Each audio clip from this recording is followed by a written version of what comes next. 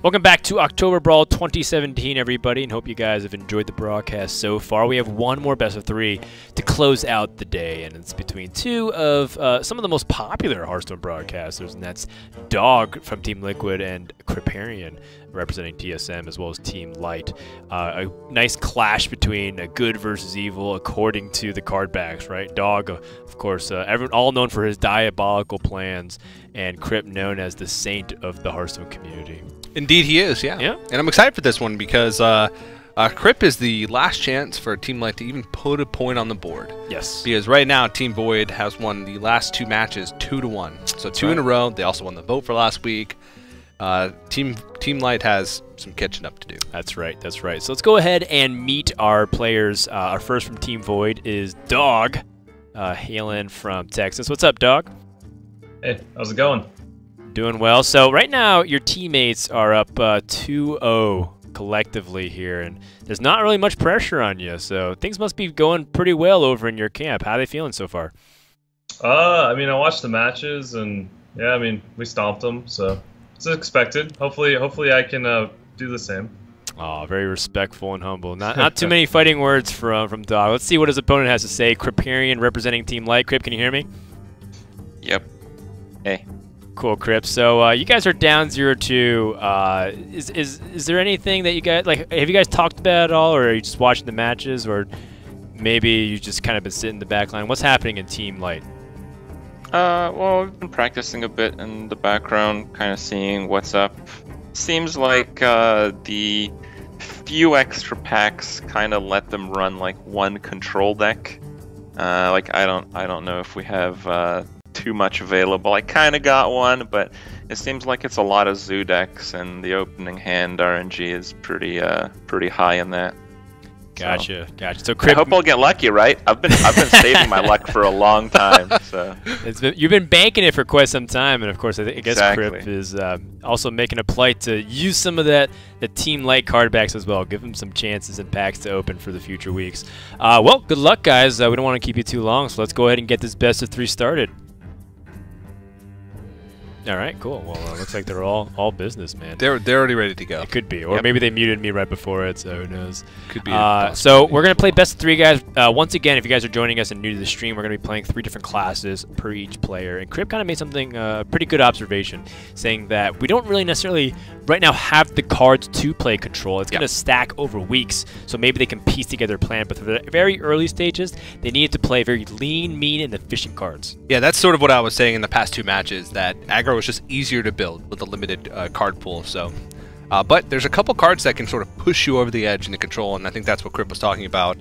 And it is a lot of zoo decks. And but if you're expecting a lot of zoo decks, you can kind of play your decks in a way to mitigate them a little bit. It's hard with a limited card pool, but you can sort of predict the meta based off of, hey, what decks am I building that I think are gonna do well? Well, let me next level that and try and counter the decks that I'm trying to build, kind of in a way. All right, well, let's see what these players are able to draft up. It's been actually a long time since I've seen Kripp compete in any kind of thing. Now, the Oktoberbrawl is not a real serious competition. As you can see, we're interviewing them between games, kind of getting them to make fun of each other and make fun of ourselves as well. People often forget that Kripp was almost a world champion of Hearthstone. Yeah, he was a world finalist. He was a world championship finalist. And, you know, all the haters out there, they just don't know. They don't know the pressure. They don't have the glory. And Kripp's also competed in different ways too, very passively. For example, he's topped at arena rankings twice. It's extremely impressive given just his stature in the community and how hard it is for him to be able to continue to push out results despite constantly facing not only criticism but also people trying to take him down. But at the same time, we haven't seen him really compete too often in a constructed format. So this is a really interesting new take on it. And Kripp's going to start things off with a spicy Elven Archer Mortal Coil combination. And I like this because Mage can snowball the board so easily. So if you play Flame Imp, you're playing with fire. I see what you did there. It was very intentional. Well, so far, Dog actually played that Kongmaster, but it was a little bit of a bluff. He didn't have a mech in his hand yet. And I assume he has a bunch of 2-cost mechs, Mech Warper, Noatron, Snow Chugger, Micro Machine, but Kripp actually could have just played Flame Imp there, and he would have been rewarded for it, but he doesn't know that, so he went for this tool. Now Dog does pick up a Micro Machine in this case for his mech. But we'll see. Kripp's got a tough decision because that Mana Worm again can snowball the board out of control. Does he feel like he needs a Soulfire this early on? Yeah, the problem with the Soulfire is that it discards the card, so it kind of makes his hand potentially really awkward for the future turns. He really needs that Trog to stick on the board.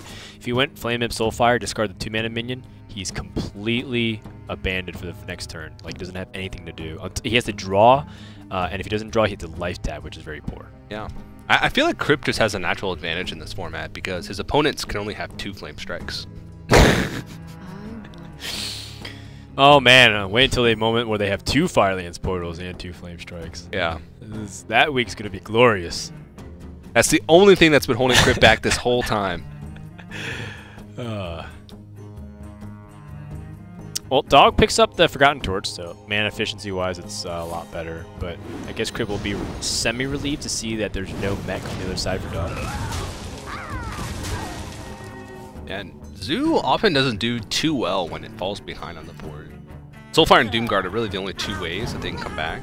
There's Argent Horse Rider, there's Argent Commander, which can give you a little bit of wiggle room. But at the moment, you know, Kripp is behind on board, and he doesn't even have a big resource advantage right now. He can life tap and start to get it, but maybe tough. And then of course there's the part of this matchup that we have to talk about is, you know, if Kripp keeps life tapping and Dog keeps attacking with minions and getting Kripp low, Burn can just finish the game at the end of it all. So. Well, this is gonna start running away for Kripp. Although right now Dog's board is completely based on this 1 mech. It's able to come out here, and I wonder if Dog wants to take the preemptive trade. He does not choose to go really aggressive.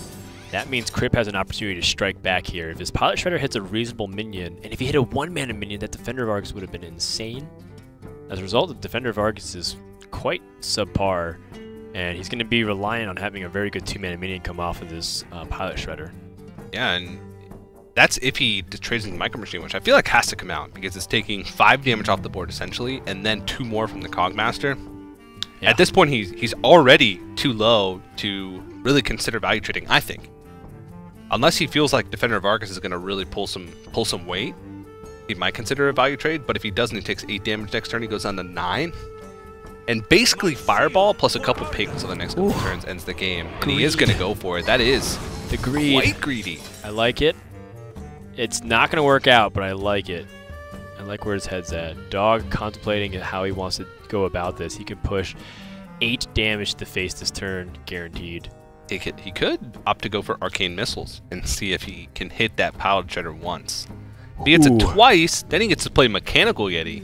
But it looks like he's going to go for the guaranteed, see what comes out of the Pilot Shredder and evaluate if he wants to Arcane Missiles beyond that. But now he's going to start pushing that damage. And basically now a Fireball draw will almost certainly end the game or be close to ending the game. And again, Dog showing the power of Mage in this the first week of the Oktoberbrawl format. Yeah, I mean, this is probably just because of how powerful Mage is in the very beginning, given limited cards, and because of how the mech synergizes with it. Top deck Fireball, a position we're all too familiar with. Top deck Areno. And Kripp thought, well, I didn't think I started my stream early, but I guess I did. Oh man. Oh. Yeah, brutal. I think the question is, with Mage being so strong, is how people will adapt when they open more packs and see if Mage still is strong in week 2, week 3, as more cards get added to the pool, or if it gets stronger potentially. Yeah.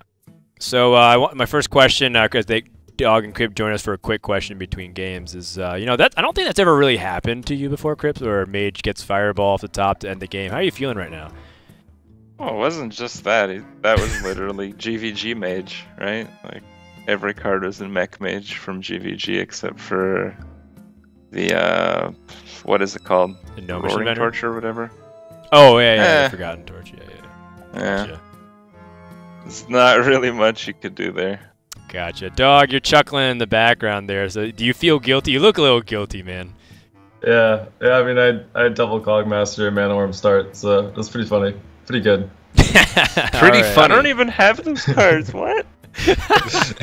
Well, we got a lot of more Hearthstone to play, so thanks for joining us, guys. Good luck in game number 2. We'll see what they got for the following games. They can't play Mage. At least Dog can't play Mage anymore. We'll see. And Kripp said that he doesn't even have those cards, so I wonder if he's going to even bring Mage. He gave away some information there. That's right. That's right. Well, if he does bring Mage, we'll see.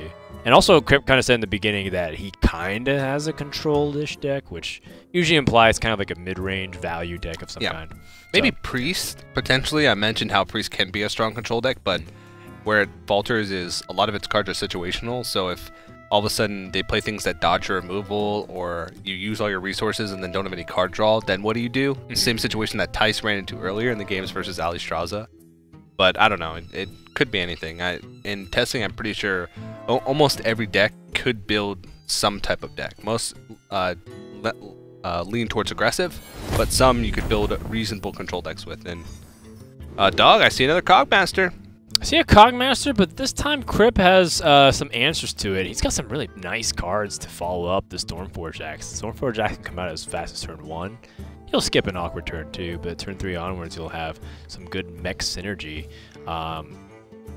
The big one I wonder is if Dog has actual meat to this Shaman deck, because right now the Cogmaster is great, but he needs something else. Ooh. And that's not looking good. He's got Hex and Bloodlust. Oh. But this is where Stormforge Stormforge Axe Axe comes into play. Indeed. It's going to tear apart this early board, and Dog is going to be left with no resources. Now, Kripp will miss a turn next turn unless he draws a 1-mana play, which doesn't seem that likely. I mean, maybe a Cogmaster for himself, but he seemed to indicate in the post-game interview after Game 1 that he doesn't even have those cards. Yep. Dog looking for Taunt Totem. Does not receive it. Now, the nice thing about the Stormforge Axe is that it can pretty much outvalue a lot of what Shaman does. And Dog will be able to play, well, at least prior to this Ogre Brute, would be able to play double threat, kind of shut down Kripp's ability to kill both those minions. However, with Harvest Golem and Dark Iron Dwarf, it also allows a proactive trade. So this is starting to shape up to be quite a much more interesting game than before. But double Bloodlust in the hand for Dog, that's not what he wants to see. Because he's going to need a wide board, and Kripp, of course, is going to have tools to be able to try and challenge the board. Next turn, he's going into 4 mana, so he can, Direwolf Alpha Stormforge Axe. Again, he can just Dark Iron Dwarf, trade over, and then Stormforge Axe in the Whirling Zap-O-Matic. I mean, he can clear up the board almost entirely here. Ooh, the Arcane Nullifier. That's a card I haven't seen in a while. You slap a Power Mace on that bad boy, 4/7 taunt. Yeah. With no ability to target it with spells or hero powers. It gets pretty strong. It was kind of a weird tech card in some aggro Shaman lists. It was played in Mirroring Shaman some, but some people jammed 1 copy of it into their aggro Shaman list just because a 4/7 that can attack over and over again that can't be damaged by spells is actually pretty good for an aggressive deck. Also protected some really other important cards like Flame Tongue Totem. Very similar to how like Tar Creeper used to function in some of those other aggressive decks. People putting, I saw Zalay the other day putting Tar Creeper in a Pirate Warrior deck, which seemed a little They weird no to me. shame. Yeah, but also Tar Creeper, there was some elemental Pirate Warrior decks that were being experimented with a couple months ago in the Angoro meta, and Tar Creeper fit right into there because, taunts and aggressive decks, as you mentioned, you can protect some of those high attack, valuable minions. Like if you turn to Blood Cell Raider on your Fiery War Axe and then protect it with a taunt, or like Whirling Zap-O-Matic or Flame Totem, as you mentioned, and then protect it with a taunt. I remember when they also put Death Lord in Hunter, the 3/8 taunt. Yeah. That was crazy to me as well. Kripp's got some high value trades coming up, and I think this will start turning the tides. If you guys have played Shaman vs. Shaman, you recognize the value of having that early game board. That is not a good draw. Dog's best play is to Hex at this position. And the Frog can attack. Yes, it can. Battle Frog. Battle Toad. Ooh, Lightning Storm's not necessary right now, but that is a nice way to put the nail in the coffin. And Kripp's playing the extreme value game. He's got budget Flame Tongue Totem with the Direwolf Alpha to help get trades across the board. And everything is coming up Millhouse for Kripp right now.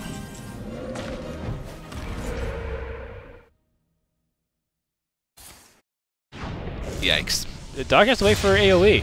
The nice thing is that he's got a relatively high life total. It might take a pretty big chunk here. Yeah, that's if he has AoE. We don't even know. Lightning Storm's rare. True. Potentially that he doesn't even have it, but we'll have to see as the game progresses. Kripp just going to use the Fire Elemental to protect these 1/1s on board to get the recurring damage, and still holding on to the weapon now. Going to use that for board clears instead of trying to push base damage because there's really no rush for him. He knows that AoE is unlikely, and he knows that dog is holding on to dead cards, so all he needs to do is keep cleaning up the board turn after turn, and eventually he'll push enough damage to get to a victory. Well, this is starting to become extremely one-sided. Both players playing lightning fast. This is going to set up a 2-turn lethal for Kripp. Dog with a single lightning storm can't even switch this flip this anymore. Be taking too much damage. He would have to get lightning storm plus the high roll on everything. Dog gets Thunderblood Valiant, a very powerful card, but only if he had the board already. And Kripp will run away with game 2, tying up the series. Very nice. Going to another game 3. That's all 3 series today that went to game number 3. I don't know if that is indicative of the format. Just so you know, each player has a couple of strong decks and a couple of weak decks, and they match up at the end. But definitely cool to see that we have a pretty competitive field. Yeah, well, I mean, I'm glad that it's at least going to game 3 and that there's not any stomps here. But you know, I think it is important to note as well that Team Void is up 2-0, so I believe that they're guaranteed the victory for this week. So they get the sabotage down, at least for the TwitchCon finals. Yes, they do. Yeah. I was under the impression that this last game is all or nothing. Oh, you know what? When you put it that way, Kripp, I kind of like that idea. So, Dog, what do you say? Gentleman's agreement, winner take all? I have to discuss with my team. Okay. I gotta go ask Mom. Yeah, I don't know if he's allowed to speak for everybody here. Game 2 definitely didn't go your way, Dog, but you know, I think it's evened out, right? A couple awkward draws for you, a couple awkward draws for him. Game 3 will be decided. Is your best deck saved for last, Dog, in your opinion? No, my best deck was the first one by far. What about you, Kripp? I'm not sure what my best deck is. They're similar. Okay, well, he spread out his power level. Well, all right, good luck, guys, for game number 3. According to Kripp, winner takes all. So as we let these guys go and get ready for the 3rd game, I want to remind you guys about a chance, probably the last time I'll remind you guys for today, considering this is the last game no matter what, is to make sure to pick up your card backs exclusively through the Twitch Prime promotion, which is available to over 200 countries around the world. Link.twitch.tv/Oktoberbrawl. You'll get landed to a page where it shows you how to connect your Blizzard account.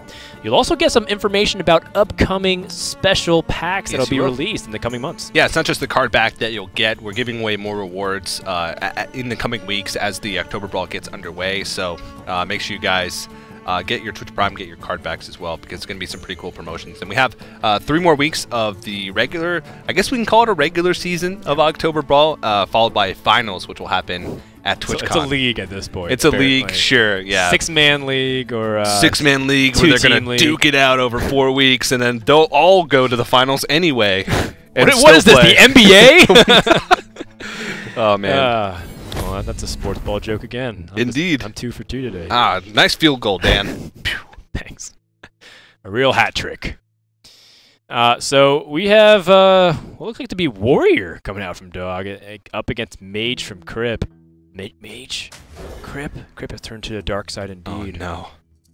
He promised us he would never pick Mage. Whoa, is that Pirates?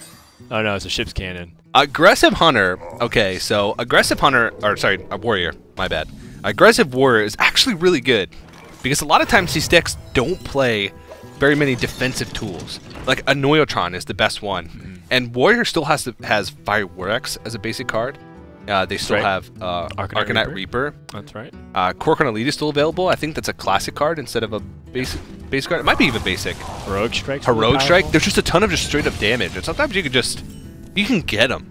I like it. I like it. Back when Hearthstone was still in beta and the first Legend rankings were announced, Reynad did a free-to-play Legend run with only aggressive Warrior. And at the time, people kind of mocked it because no one played Warrior aggressively. They only played it defensively. And he made it. So that was a really fun trip down memory lane. He got Shadow Pain from Spellslinger to kill the Spellslinger. He got Devour Mine. That's a new card from the Knights of the Frozen Throne. Kripp basically played a 3/4 that gives him a random spell and then dies the next turn. Yeah, for 1 mana tempo gain. Yeah, that's it. Don't know if Kripp knows this, but Snowchugger is actually an extremely valuable card against Dog's deck. Yeah. He actually has a tough time removing it. He's got to freeze his face, which means he doesn't have access to Arcanite Reaper next turn. At least a swing. He can still equip it. I like it because even though this is off curve, this is a very clever move from Dog. He's investing into the damage of the Micro Machine, because if Kripp develops onto this next turn with this Micro Machine, he can swing twice, and so he makes up that damage he lost with the Heroic Strike. Yeah. Water Elemental could be a big card. That could lock out Arcanite Reaper the remainder of the game. Dog can trade over it here with the Micro Machine attack plus Argent Horse Rider, but then there's no development beyond that. He could develop by War Axe, but then he has to either get rid of that to equip the Arcanite Reaper next turn, or just play a Scarlet Crusader, which may not be the strongest. So he's just going to invest into his minions now and try and get those rolling. Maybe be able to trade into it next turn. But the big thing here is pushing 5 damage again with the Micro Machine and forcing the trade. If Kripp doesn't have removal, he'll have to trade the Water Elemental into the Micro Machine. He doesn't have removal. He has a Spell Slinger, though. Maybe he could Spell Slinger to try to see if he can get Spell first. If it doesn't work out way, he can trade. Duplicate. That's not gonna. He doesn't need card draw. He needs to stabilize onto the board. He's gonna leave the Micro Machine up. He's greedy. It's gonna take 7. I like it.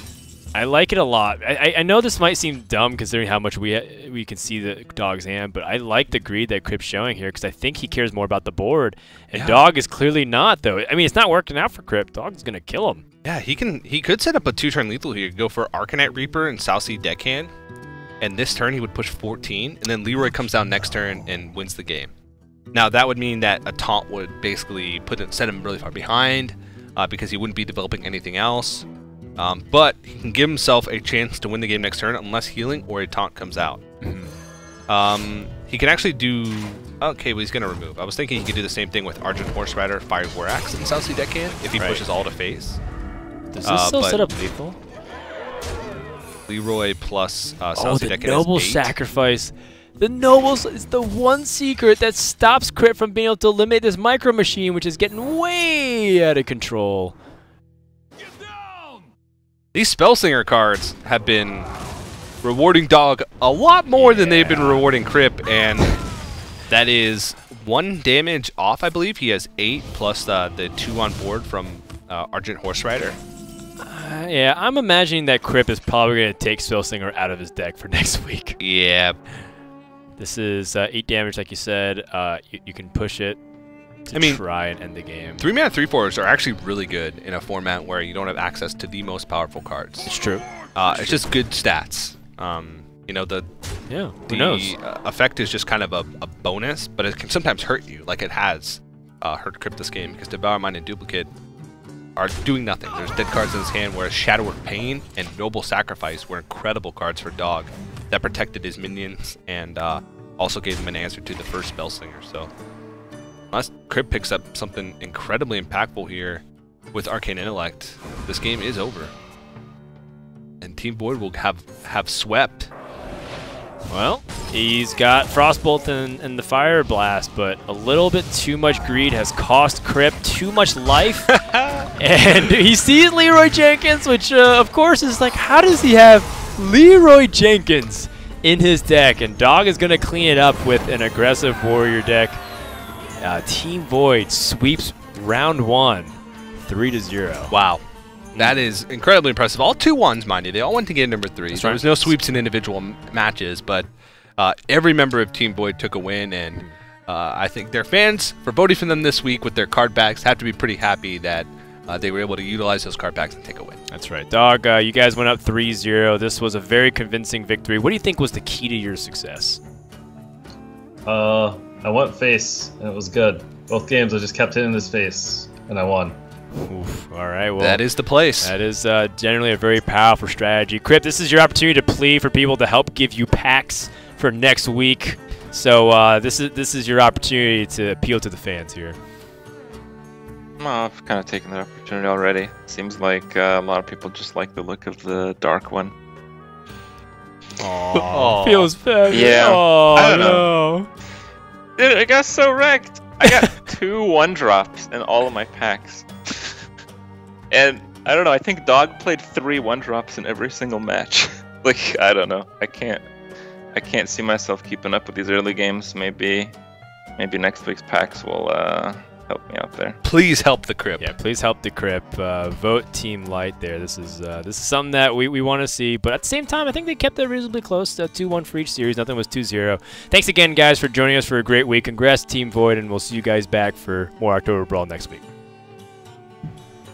All right, so with that, we're wrapped up here. Let's take a look at the results and how everything went today. We had 3 best-of-3s. To start things off, we had Tice versus Allie, and Tice was able to take the series 1-0. Then we had Jackie and Raynad go back and forth, but Jackie was able to take it 2-1. And finally, you just saw Dog taking down Kripp. And Team Void is undefeated so far, not dropping a single series. Impressive stuff. And are we allowed to reveal the sabotage that Team Void has won this week to play against Team Light? Are we allowed to? I'm going to look at the people in the back. Are we allowed to reveal the week 1 sabotage, or no? We're going to keep that surprise. Head shake, yes, no. 1 second. No, we're not. We're not going to do that. You guys will just have to wait and see what's going to be happening. But we're going to be doing a live TwitchCon finals on October 20th. So make sure you check out, or actually the weekend of October 20th. Yeah. Apologies. We'll let you guys know more about that in the upcoming posts.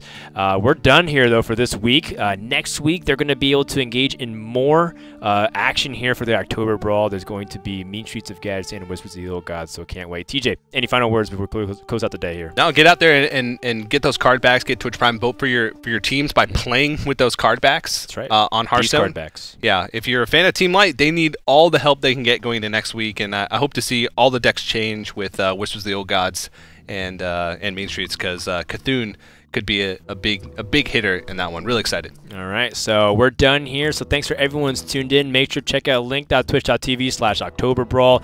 Make sure to keep voting. And until then, we'll see you next time for more Oktoberbrawl action.